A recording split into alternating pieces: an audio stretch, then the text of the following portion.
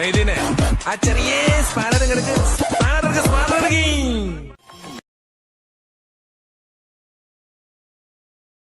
ഒരിക്കൽ ഒരു ദേവസ്വം ബോർഡിലെ മെമ്പറുടെ പേര് ഒരു ക്രിസ്ത്യൻ പേരുമായി ബന്ധപ്പെട്ട് ബഹുമാനപ്പെട്ട മന്ത്രി സുരേഷ് ഗോപിയെ ശ്രദ്ധിക്കുന്നുണ്ട്. ഈ ക്രിസ്ത്യൻ പേര് വന്നതിൻ്റെ പേരിലാണ് അത് ക്രിസ്ത്യാനിയാണ് എന്ന് തെറ്റിദ്ധരിച്ചുകൊണ്ട് വലിയ കലാപം നമ്മുടെ കേരളത്തിലുണ്ടായി.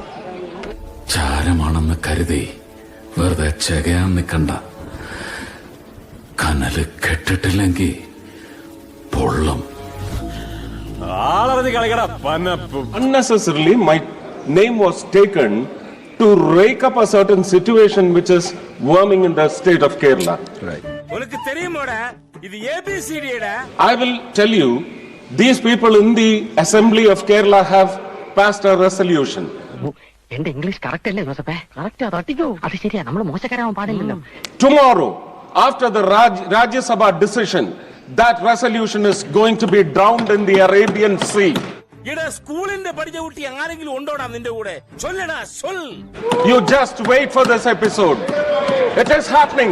The people of Kerala. Okay. Just remember that. Sir, thank you. I cannot yield. I will not yield.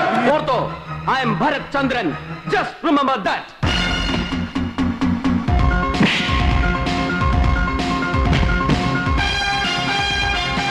I will not yield. Thank you. No, please. No. Go away, stupid. Next patient. ഞാൻ ഈ പൈങ്കിളി track ഒന്ന് മാറ്റി പിടിച്ചാലോ എന്ന് ആലോചിക്കായിരുന്നു. I am just gonna work out some ജാഡ moves man. ഞാൻ കടപ്പെട്ടിരിക്കുന്നത് പ്രജകളോട് മാത്രമാണ്. ബുദ്ധിയില്ല, പക്ഷെ വിവരമില്ല, അതിന്റെ യാതൊരു അഹങ്കാരവും ഇല്ല. എടാ നമ്മുടെ തമ്പ്രാൻ വന്നിരിക്കുന്നത് തലയെക്കെട്ടഴിച്ച് അരയെക്കെട്ടാ. യോ എന്റെ ദൈവേ, തമ്പ്രാൻ അകത്തോട്ട് കേറിയിരിക്ക്. വ്യക്തമാണ്, ആ പ്രജകൾക്ക് തൃശ്ശൂർ ഇപ്പൊ വല്ല രാജഭരണത്തിന്റെയും കീഴിലാണോ? എന്തൊക്കെ രാജാ പാർട്ടി വേഷങ്ങൾ കണ്ടാലാ നമ്മളുടെ ഒരു ദിവസം തീരുക. ഒരു റീ എൻട്രിക്ക് ശ്രമിക്കുമ്പോ ആരംഭത്തിൽ അപമാനം. തനിക്കൊരു വിചാരമുണ്ട് താ ഏതോ കോപ്പിലെ വലിയ രാജാവാണ്. താ ഒരു പുല്ലുമല്ല. ഞാൻ ജാതിയുടെയോ മതത്തിന്റെയോ വർണ്ണത്തിന്റെയോ ഗന്ധത്തിന്റെയോ അതിർവരമ്പുകൾ ഞാൻ സൃഷ്ടിച്ചിട്ടില്ല. നീ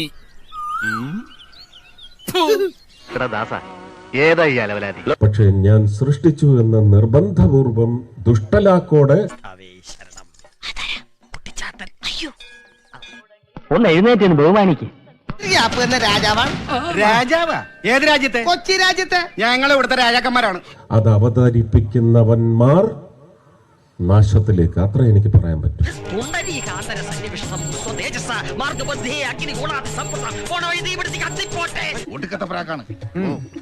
ഒരാളും ചെയ്ത, എല്ലാവരും ചെയ്ത പാപത്തിന്റെ 1% പോലും ഞാൻ ചെയ്തിട്ടില്ല.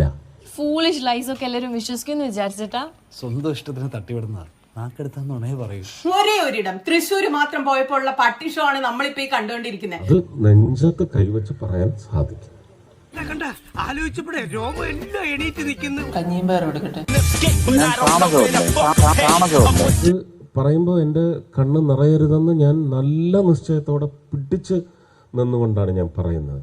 ഞാൻ കോമഡി ഫീൽ ചെയ്യാതിരിക്കാൻ വേണ്ടി തന്നെയാ കട്ട ബാസിൽ സംസാരിക്കുന്നത്. ഇത് പറയുമ്പോൾ എൻ്റെ ഹൃദയം നല്ലതുപോലെ തുടിക്കുന്നുണ്ട്, നല്ലതുപോലെ സങ്കടവുമുണ്ട്. നീ ഇങ്ങനെയൊക്കെ സംസാരിക്കുന്നത് തന്നെയാണ് ഏറ്റവും വലിയ കോമഡി. എന്നെ കുഴിയിലാക്കാനായിട്ട് കച്ചകെട്ട് ഇറങ്ങിയിരിക്കാനുള്ള തെണ്ടി. കുത്തും ആലോചിക്കണം.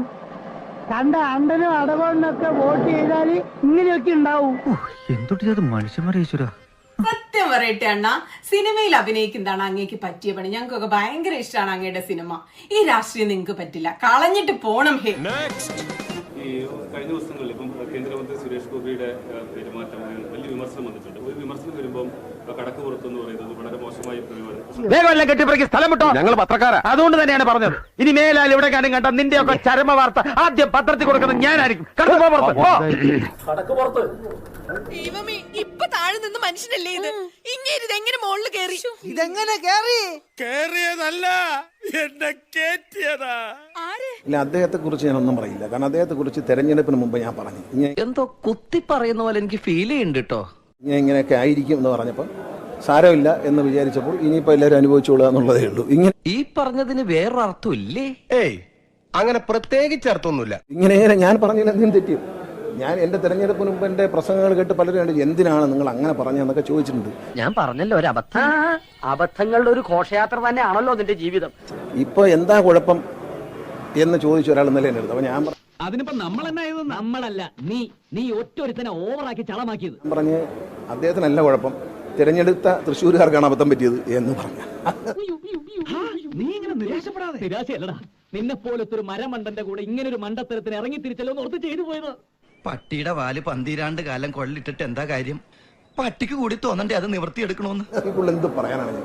അതെ, ഇത് ഞാൻ പറഞ്ഞതല്ലേ ഇലക്ഷൻ മുമ്പ് ഞാൻ പറഞ്ഞപ്പോൾ എനിക്കൊരു പ്രശ്നമല്ല. എനിക്കറിയാവുന്ന ആളിന് വർഷങ്ങളായിട്ട് അറിയാവുന്ന സ്വഭാവമായിട്ട് ഞാൻ പറഞ്ഞതേ ഉള്ളൂ. മനുഷ്യനെ നാറ്റിക്കാനായിട്ട് ജനിച്ചിരിക്കാണോ താൻ? അല്ലെങ്കിൽ തന്നെ നാട്ടിലിറങ്ങി നടക്കാൻ മേല. ഏതായാലും തൃശ്ശൂരുകാർക്ക് എന്തെങ്കിലുമൊക്കെ ഉപകാരം ഉണ്ടാകട്ടെ എന്ന് പ്രാർത്ഥിക്കുന്നു, ദൈവത്തോട് പ്രാർത്ഥിക്കുന്നു. സെന്ററിന് ഇറങ്ങിപ്പോയിട്ടില്ല.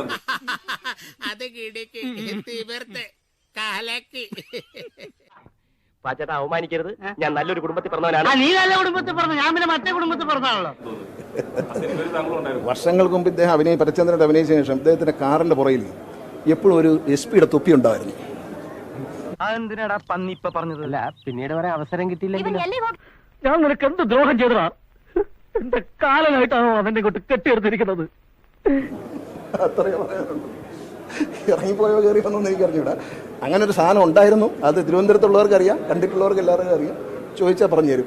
എന്റെ അമ്മോ ഒടുക്കത്തെ ക്യൂ. രാജാവിന് എന്ത് ക്യൂ? വഴിയൊരുക്കടാ.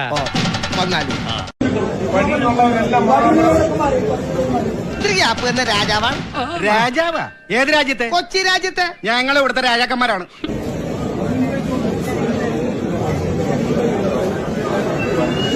ഇതാണ് ജനാധിപത്യം വന്നതിന്റെ കുഴപ്പം. രാജഭരണമായിരുന്നെങ്കിൽ എന്റെ ദർശനവും 3 വെടിയും കഴിഞ്ഞ് ഇവറ്റകളെ ക്ഷേത്ര പരിസരത്ത് അടുപ്പിക്കും.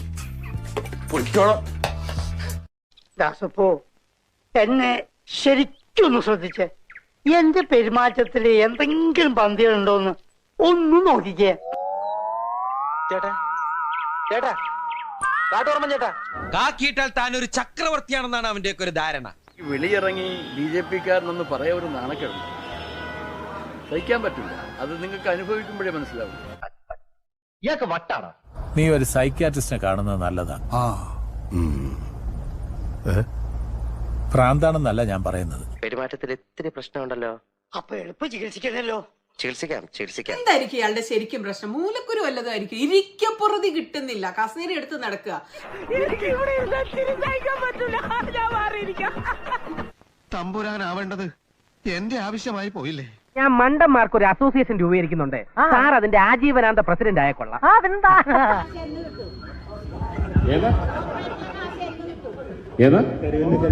എന്തോ എങ്ങനെ ED പിടിച്ചെടുത്ത് കാശ് വെച്ചിട്ടുണ്ട്. അത് സ്വീകരിക്കാൻ പറ നിങ്ങളുടെ മുഖ്യമന്ത്രിയെടുത്ത്. ഇവന് കുറച്ച് ബുദ്ധി ഉണ്ടായിരുന്നെങ്കിൽ മന്ദബുദ്ധി എന്നെങ്കിലും വിളിക്കായിരുന്നു. അതും ഇല്ലാതായി. ഇവിടെ താനൊക്കെ ഈ ഭൂമിക്ക് ആവശ്യമില്ലാത്തൊരു ഭാരമാണ്. 80 കിലോസ്. നിങ്ങളുടെ മുഖ്യമന്ത്രിയെടുത്ത് ചേച്ചി അധികം വർത്താനം പറയല്ലേ. അഹങ്കാരം വളരെ കൂടുതലാണ്. അയ്യോ, ഞാൻ ഒരു പാവല്ല. അല്ല, നിങ്ങൾക്കൊരു സത്യം അറിയോ? ഞാൻ ഒരു വലിയ സംഭവം. നിങ്ങളുടെ MLA കാണണം.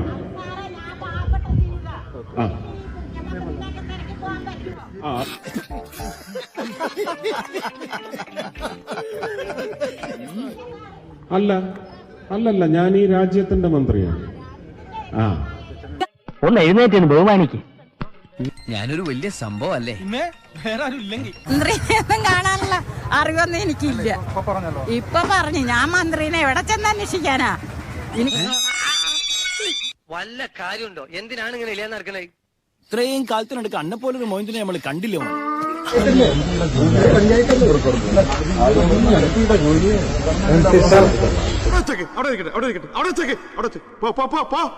വെറും വാഗ്ദാനം കിട്ടുകയില്ല. അതുകൂടെ മനസ്സിലായില്ലേ? വരൂ. എങ്ങനെ ഇലക്ഷൻ വരുമ്പോ നമ്മളെ വേണം. അത് കഴിഞ്ഞാൽ ഒരുത്തന് നമ്മളെ തിരിഞ്ഞു നോക്കും. നിങ്ങളുടെ പാർട്ടിയിൽപ്പെട്ട ഒരാൾ വഴിനീളം നടന്ന് പാവപ്പെട്ടവരെ അപമാനിക്കുന്നത് ശരിയാണോ? എന്നെ കുഴിയിലാക്കാനായിട്ട് കച്ചകെട്ട് ഇറങ്ങിയിരിക്കാനുള്ള തെണ്ടി. ദുരന്തം കഴിയുമ്പോഴും വിചാരിക്കും ഇതോടുകൂടി തീരുന്നു. എവിടെ എനിക്ക് ഈ തൃശ്ശൂര് വേണം. ഇത് എന്നെ ഉദ്ദേശിച്ചാണ്, എന്നെ തന്നെ ഉദ്ദേശിച്ചാണ്, എന്നെ മാത്രം ഉദ്ദേശിച്ചാണ്. സംശയമുണ്ടോ?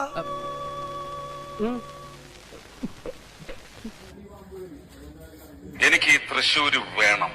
നീ വിട്ടു, ഇത് എനിക്കുള്ള പണിയാ. വെള്ളം കുടിക്കണം. വെള്ളം കുടിക്കണം. ഇത് കണ്ടിട്ട് കുടിച്ചാൽ മതി. ഇവൻ ആരെന്ന് അറിയണ്ടേ?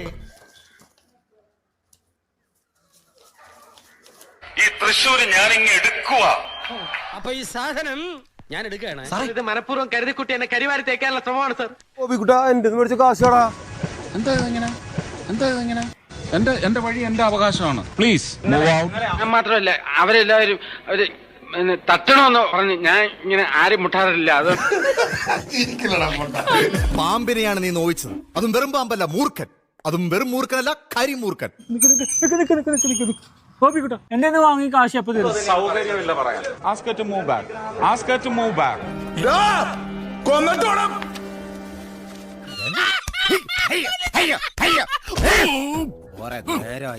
കുട്ടാ ഈ എന്നെ മറന്ന എന്റെ ക്യാഷ് ഓടിച്ച് മുങ്ങിയതായി. നിങ്ങൾ ആരാണ്? നിങ്ങൾ ആരോടാ ചോദിക്കുന്നത്? വളരെ സൂക്ഷിച്ച് സംസാരിക്കണം. നിനക്കിതെങ്ങനെ സഹിക്കാൻ കഴിയും ജോസേ? അടുത്തുനിന്ന് കടം മേടിച്ച കാശല്ലേ ഗോപിക്കുട്ടൻ നിന്നോട് ഞാൻ തിരിച്ചു ചോദിക്കണത്. ആളാവാൻ വരരുത് എന്റെ അടുത്ത്. ആളാവാൻ വരരുത്. ശവത്തില് കുത്തല്ലേ ചക്രവർത്തി. നിനക്ക് എന്ത് ദ്രോഹം ചെയ്തടാ? എന്റെ കാലനായിട്ടാണോ അവന്റെ കൊണ്ട് കെട്ടിയെടുത്തിരിക്കുന്നത്? ജനാധിപത്യത്തിൽ ഏറ്റവും വലിയ ഒരു വിഷയത്തിലാണ് സാർ. ഒന്നും പറയാനില്ലേ? സാഹചര്യം ചൂഷണം ചെയ്യരുത്, സാഹചര്യം ചൂഷണം ചെയ്യരുത്. വല്ല കാര്യമുണ്ടോ? എന്തിനാണ് ഇങ്ങനെ ഇല്ലാന്ന് നടക്കണേ? യാതൊന്നും മിണ്ടാതെ, ചോദ്യങ്ങളോട് യാതൊന്നും പ്രതികരിക്കാതെ. ഗോപിക്കുട്ടനല്ലേ പോണേ? ഡാ ഗോപിക്കുട്ട അവിടെ നിന്നേ, എന്റെ മേടിച്ച കാശിന്റെ ആടാ.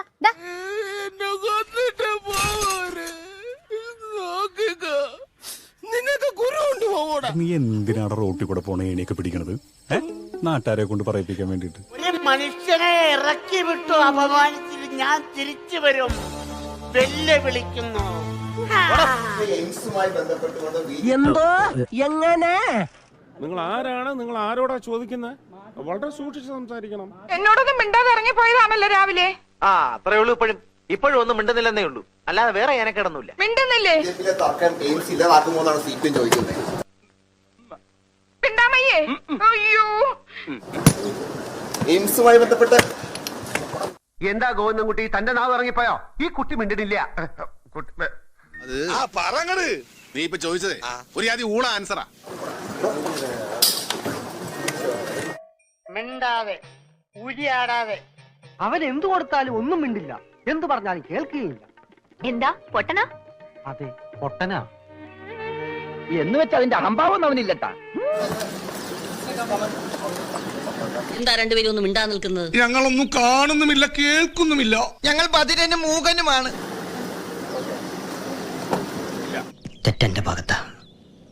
ചേട്ടൊന്നും വേണ്ട, പെട്ടെന്നുള്ള ഷോക്ക് കൊണ്ടാ, മറിച്ചൊരു ഷോക്ക് കൊടുത്താ മതി. ഇത്രയും വലിയ ഗതികെട്ടവൻ ഈ ലോകത്ത് വേറെ ആരെങ്കിലും ഉണ്ടാവും എന്റെ കർത്താവേ? കഴിഞ്ഞില്ലടോ സാറുമാരെ തീറ്റും കൂടിയൊക്കെ.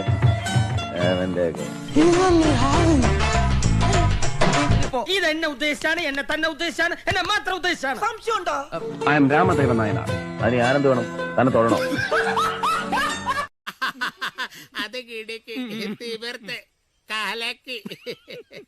ഓ നമുക്ക് കിട്ടുന്ന വെച്ചല്ലേ.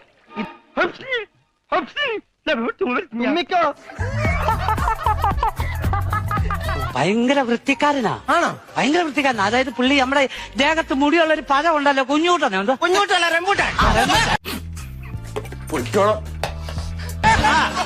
ഈ റംബൂട്ടാൻ കൊണ്ടുവന്നിട്ട് ഷേവ് ചെയ്യും. ഷേവ് ചെയ്തിട്ട് ഇത് കഴിക്കത്തുള്ളൂ. അങ്ങനെ കഴിക്കുന്നേ? ആ മുടി ഏതാണ്ട് അകത്ത് പോകും. ഇങ്ങനത്തെ എന്തൊക്കെയോ ഹോബികളാണ്. ഇത് മനഃപൂർവ്വം കരുതിക്കുട്ടി എന്നെ കരിവാരി തേക്കാനുള്ള ശ്രമമാണ് സാർ. നിന്റെ കയ്യിലിരിപ്പതായിരുന്നല്ലോ.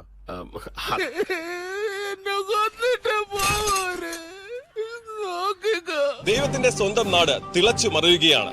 ഇലക്ഷൻ ആരംഭിക്കാൻ വേണ്ടി ഇനി കുറച്ച് നാളുകൾ മാത്രം ബാക്കിയുള്ളപ്പോൾ തന്നെ എല്ലാ സ്ഥാനാർത്ഥികളും വോട്ട് അഭ്യർത്ഥിച്ച് ഈ ചൂടിനെ മറന്ന് നമ്മുടെ ഓരോ തെരുവീതിയിലും എത്തുന്ന കാഴ്ചയാണ് കണ്ടുവരുന്നത്. എന്താണ് ഇത്? നിനക്ക് മനസ്സിലായില്ലേ? അയ്യോ, ആക്ടിംഗ് ആയിരുന്നു. മനസ്സിലാവേ ഇല്ല. ഞാൻ വിശ്വസിച്ചു.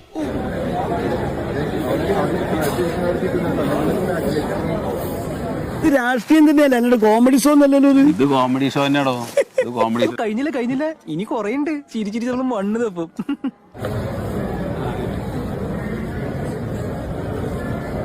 എന്ത് പ്രഹസനമാണ് സജി.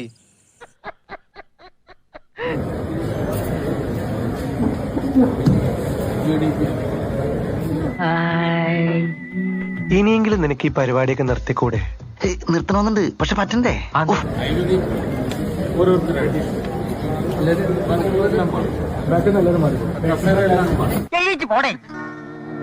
നല്ല തണ്ടം തടിക്കണ്ടല്ല, പണിയെടുത്ത് ജയിച്ചൂടെ? ആരോട്? ഇതിങ്ങനെ എത്ര വട്ടം പറഞ്ഞു? എല്ലാവർക്കും സന്തോഷമായല്ലോ. എനിക്ക് സന്തോഷമായി. എല്ലാവർക്കും പിരിഞ്ഞു പോവാം. ഒരു തെരഞ്ഞെടുപ്പ് അടുക്കുന്ന സമയത്ത് വിലയുള്ള നോട്ട്